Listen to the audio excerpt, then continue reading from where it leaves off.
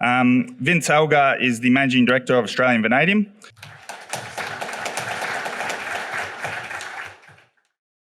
Thanks a lot. Thanks for standing in too. I think there's lots of standing in going in for everyone at the moment. Thanks for being here. I think we're online as well, so that's always good. I'm going to just tell you a little bit about vanadium, and I've titled this presentation Your 24/7 Battery Mineral, because a lot of the focus of this conference has been about the lithium battery metals. And the first thing we'll say about vanadium is that we are not a lithium battery metal, but that doesn't mean we don't have a very important role to play in the coming revolutions. And I'll try and spell that out as we go forward. Just a quick look at the company without dwelling too much on it. We've had a very good run over the last 3 weeks, thanks mainly to the delivery of having been awarded a grant by the government for $49 million towards the project development under the Modern Manufacturing Collaboration Scheme. This has significantly helped the perception of us in the market in terms of developing this project and developing a vanadium industry in Western Australia, where we believe there's a long life forward, not only for our project, but for many others, as we can seek to hold a place in this supply chain. Over the past few years, I've managed to build up a significant team, both corporately and technically. Daniel and Todd in that picture, sort of instrumental in their understanding of vanadium and vanadium processing and been central to that. Cliff, more recent addition. Cliff's the chair of Paladin, Caspen, and on the board of Canyon, also the chair of Pacific Energy and One Side Rentals, and very good corporate head, previous head of Atlas Iron. And we've started to strengthen the team both throughout. This is just the beginning of our journey in terms of strengthening the team itself, and the grant application and the completion of our bankable feasibility study, which we delivered this morning, will allow us to grow the team for the delivery of the project going forward. So just a quick summary of the grant itself. We put an application in last year towards this critical mineral. Now, vanadium, we'll talk a bit about the markets, but vanadium is a critical mineral in the true sense.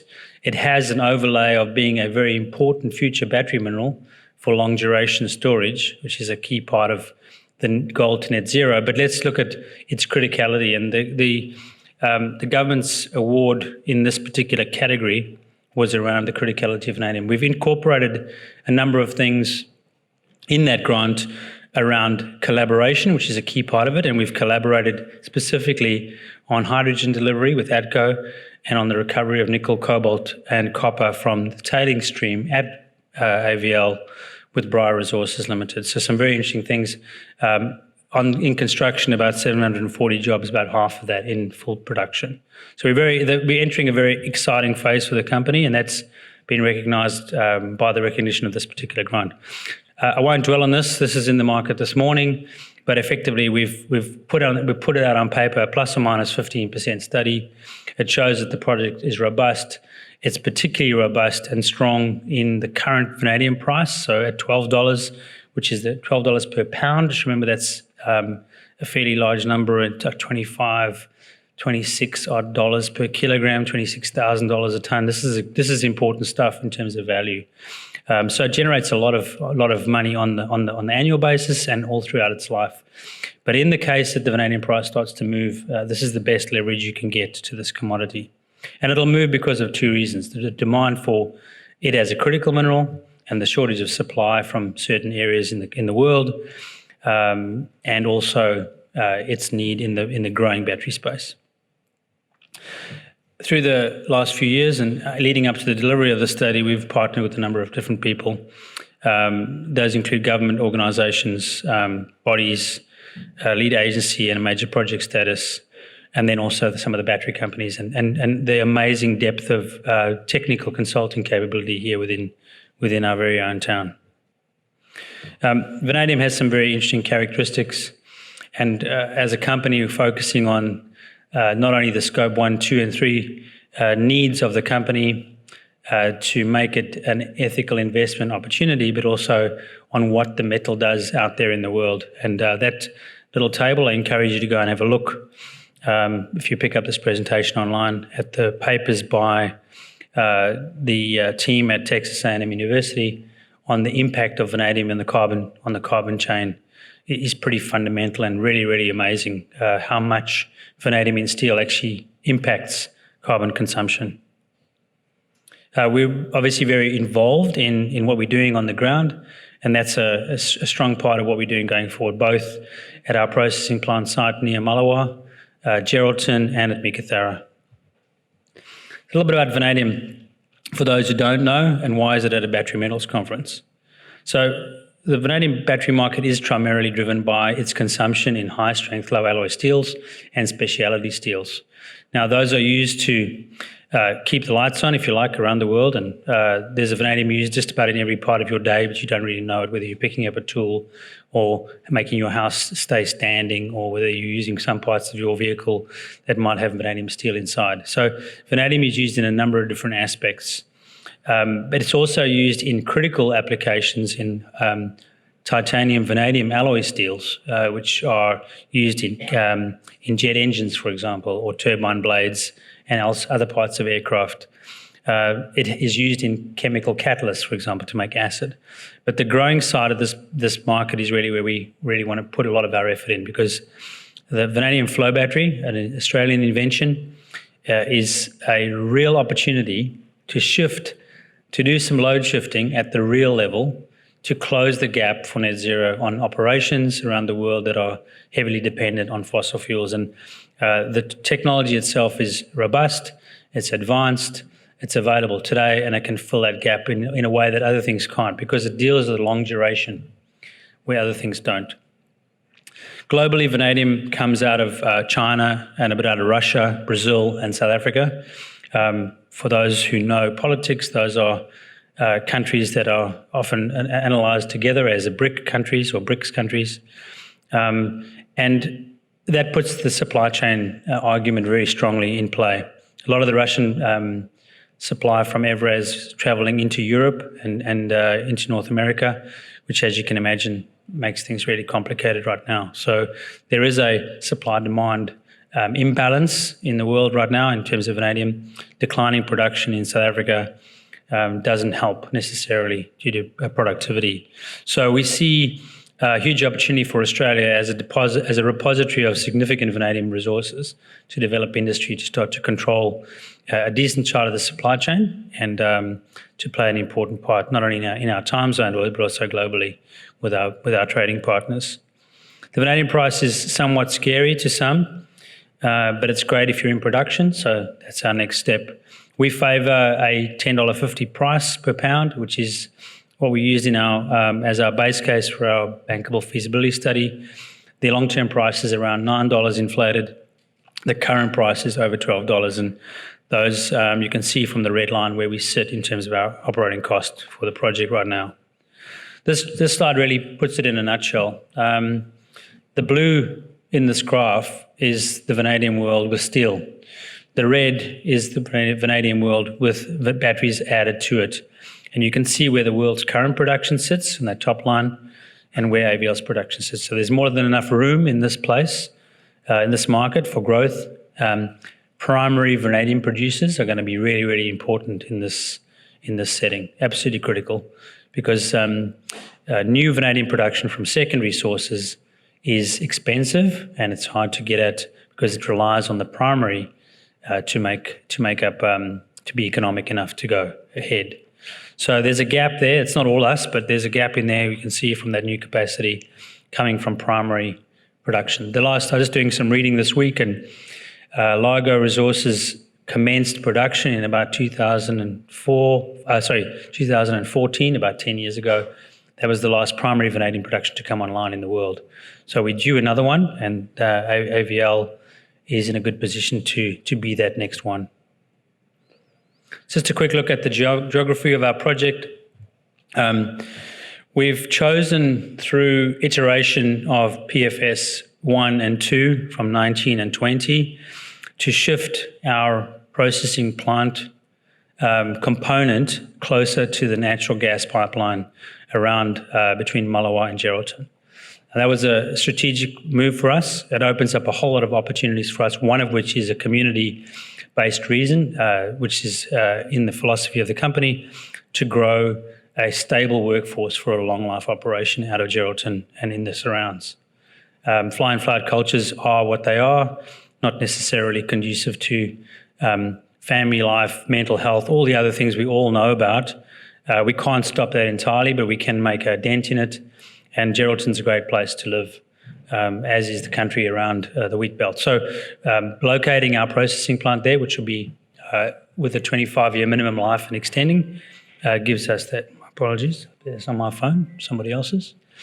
The splitting up is not uncommon. So you look at Greenbushes and the lithium plants down at Albemarle, at Tianqi, the idea that you would make a concentrate at the mine and then ship a concentrate to the coast where you've got access to resources is sensible. It does incur a cost, the cost of trucking, but we're in a country and a land where we know trucking very well, and we can bring that cost of trucking down.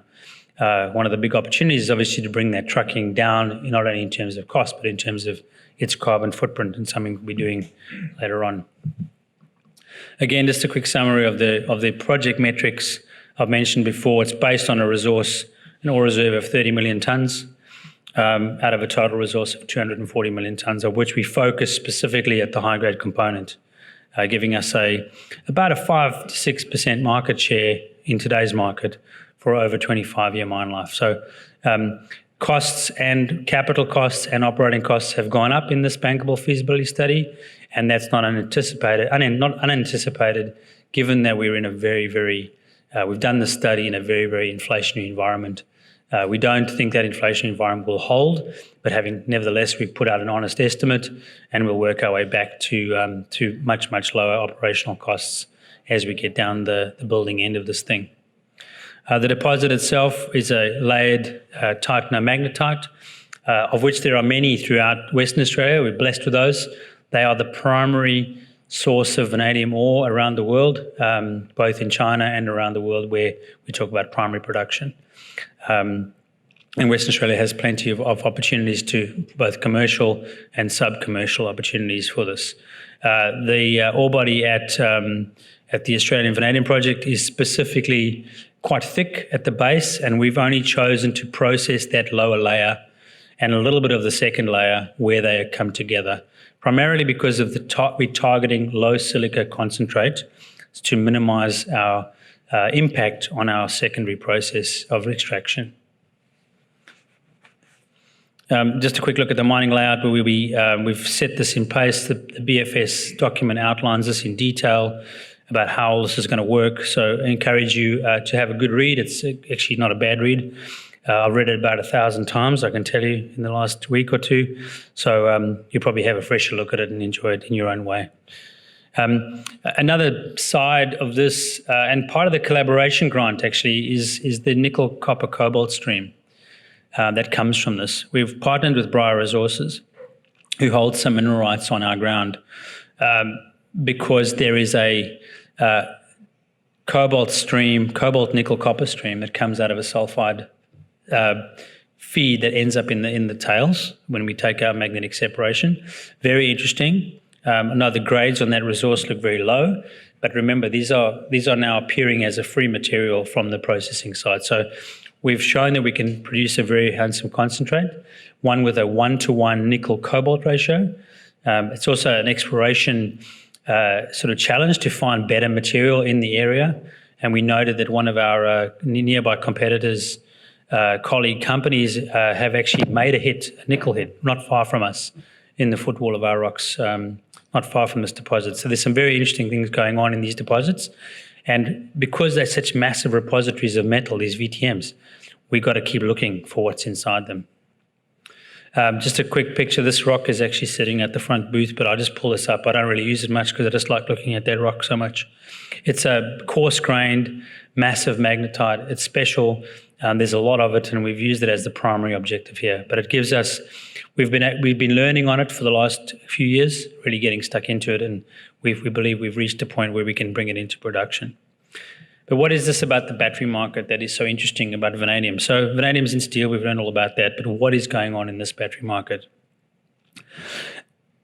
Vanadium is used in batteries, particularly at the moment, in a thing called a vanadium redox flow battery. Now, it's a cell, a lot like your cell in your car, where you have electrolyte serving as a storage for the cell, for the electrons, which are then brought out when you discharge the cell. The flow battery, in particular, allows you to separate the energy component from the power component, meaning you could make a very big store of energy and have a fixed power unit. So it's a bit like a pumped hydro scheme or a dam where you've got a disconnect between the two things. This allows you to shift energy in time. So you can really have a big store and a single power unit to deliver. And around the world, a number of flow battery manufacturers have reached commercial viability. They've been working on these assets and delivering them for tens of years now. And this is a commercial reality. 4-hour, 6-hour, 8-hour, 12-hour, 24-hour batteries are out there that can handle baseload with very fast response times. And the reality is starting to sink in. And if you look at the vanadium market and the perception of the vanadium market out there for the last few weeks, months, it's starting to sink in. So it's really critical that people understand that you can use renewable energy and store it for a longer period. There's no degradation of this electrolyte because it's made of only vanadium in solution. So it doesn't degrade as you use it. There's no cycle limit to these batteries because it's just moving vanadium from one oxidation state to the other over and over again. They can do it fast, 4 milliseconds, in and out every time. So when you've got the right load and the right electrical situation, you can really make these things work hard. So when we've got high carbon footprints like mine sites where we're using diesel, we can put flow batteries in to close the gap. And I mentioned that at the beginning. When you want to get from 80% renewables penetration to 100%, the only way you're going to do it is use a technology like this, which is long duration storage to fill that gap. Vanadium technology is already there to do it. And AVL has created Vincent Energy as a sales, marketing and promotion and technical team to do that within Australia as an adjunct to our own project. We've got a test going into Independence Group up at Nova. That battery that you saw on the front page is one from Spain, from E22 that's nearly built, be coming over to run a 24-hour pump, dewatering pump, so just as a test for that environment. We're doing a test at Water Corp at the moment and a number of other targets that we're working for. Those companies down the bottom there are all operating, selling vanadium companies. And if you want to get hold of them, give us a call at Vincent and we'll put you in touch and we can get a quote for you to install one. Just a quick look at the ranges so you can see the different scales. The bottom left there is Sumitomo Electric's battery in Japan at Hokkaido. Now that's starting to get to power station level, right? That's where you can really start to make a difference. All those applications that we see are available. So of all the technologies out there that are available today, we're trying to fix a very important problem.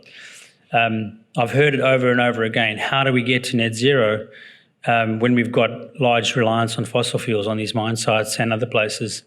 We have to close from 80 to 100% renewable penetration. Therefore, we have to be able to store those renewables and deliver them in a way that gets us there. And the flow battery is available, it's ready to go, and it can help us get to that last goal. So we're really interested in being part of that and having the vanadium to supply into that space. So how are we integrating this? We're integrating vertically from vanadium mining, processing, taking some of our production into vanadium electrolyte production, and then integrating that through battery assembly and installation and maintenance. So the whole thing, that's the vanadium electrolyte in its different oxidation states. So much still to go with vanadium. So just quickly lastly looking, we have a separate grant from the federal government, not the large one. This is one from last year, to build an electrolyte plant. We've teamed up with US Vanadium, who is already producing. They finished that plant about 2 months ago. We're going to replicate that plant down in Kwinana and provide 33 megawatt hours of storage. I just see an error on my presentation there that says gigawatt hours. We'll get Sam later for that one, but I'd like to be able to produce 33 gigawatt hours, but 33 megawatt hours of production. So we're in the final stages now. What are we going to be doing? We're going to look to deliver this project, primarily so we can grow that vanadium flow battery business and also get those jobs working and get this vanadium industry in Australia underway. We've now completed our BFS. The next final hurdle for us is getting our environmental approvals sorted. We've well down that track. We've made a number of inroads over the last month with applications and other changes to the different 2 sites we're dealing with. We have an equity, we have a debt advisory group involved, and we'll start now with the DFS delivered, start to knock on those doors in all earnestness. Offtake is a key part of those financials, so we'll be moving with that. From there, it's about getting to the engineering close and bringing those dates forward, given the environment the world finds itself in, which is actually quite a testy one, as you all know. So we've got a lot of work ahead of us. We're very, very motivated to get that done. We're very keen to grow the team. So any people who want to be involved in something very exciting, come and see me. We might have really good people in our team right now, and we do have a superb team, but that team is simply not big enough to get this job done. We think the time for vanadium is now, and we're going to be walking straight into that to make sure it gets happening. So thank you very much.